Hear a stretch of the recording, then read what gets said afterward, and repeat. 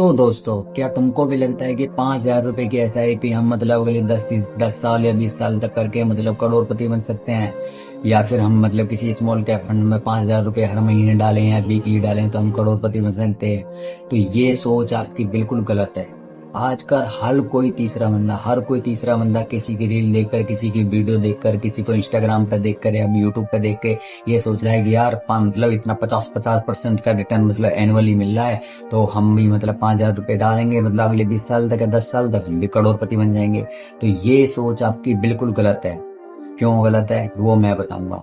क्यों दोस्तों, मतलब कोई भी अपनी एनालिसिस के बिना, मतलब कोई भी मतलब स्मॉल कैप फंड देखा, इसका देखा मतलब पिछले साल मतलब इसका रिटर्न अच्छा 50% रिटर्न दिया है, तो हम इसमें मतलब पैसा डाल दें। तो ये बिल्कुल सोच आपकी गलत है। तो गाइस, किसी भी फंड में डालने से पहले, चाहे वो स्मॉल कैप फंड हो, मतलब लार्ज कैप फंड हो या मिड कैप फंड हो, कोई सा भी फंड हो, उसमें अपना पैसा इन्वेस्ट करने से पहले ध्यान से सुनना मेरी बात।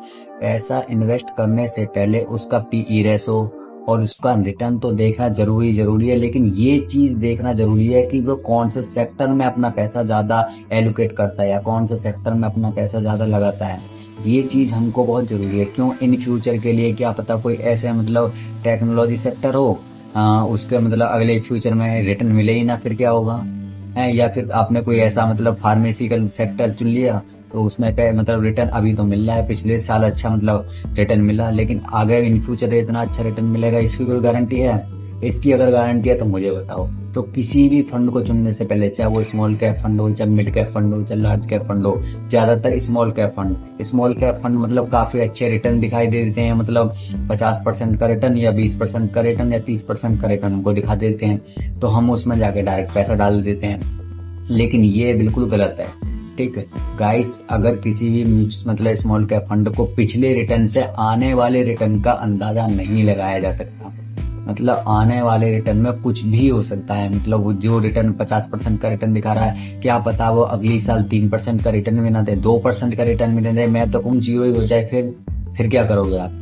तो उसकी अच्छे से एनालिसिस करनी बहुत जरूरी है। उसका PE रेशो क्या चल रहा है, उसका अल्फा क्या चल रहा है, उसका सेटिंग रेशो क्या चल रहा है, उसका एक्सपेंस रेशो क्या चल रहा है, उसकी मतलब किस किस कैटेगरी में वो पैसे डालता है, कब कब वो अपने फंड के रूल चेंज करता है, सारा कुछ आपको पता होना चाहिए। ठीक। तो गाइस, मतलब किसी भी मतलब म्यूचुअल फंड हो या कोई भी एनालिसिस हो, कुछ भी हो, तो इस वीडियो का सारा कुछ आपको मिलेगा। ठीक। अगर वीडियो अच्छी लगे तो वीडियो को लाइक करना, सब्सक्राइब करना। मिलते हैं नेक्स्ट वीडियो में, तब तक के लिए धन्यवाद और लव यू। लेकिन दोस्तों, मैं अभी भी आपको मतलब लास्ट बार कह के जा रहा हूँ कि किसी भी म्यूचुअल फंड में पैसा लगाने से पहले उसकी अच्छे से एनालिसिस करें, तब जाके पैसा लगाएं, वो भी अपने रिस्क पर, ना कि किसी की बातों में आके कि हाँ ये फंड अच्छा है उसमें पैसे डाल दो। ऐसा कुछ नहीं है। ठीक गाइस, मिलते हैं। बहुत ज्यादा बातें हो गई, मिलते हैं नेक्स्ट वीडियो में, तब तक के लिए धन्यवाद। और कोई बात बुरी लगी हो तो माफी चाहूंगा। Love you. इन्वेस्टेड करिए अपने पैसों पे, अपने रिस्क पे।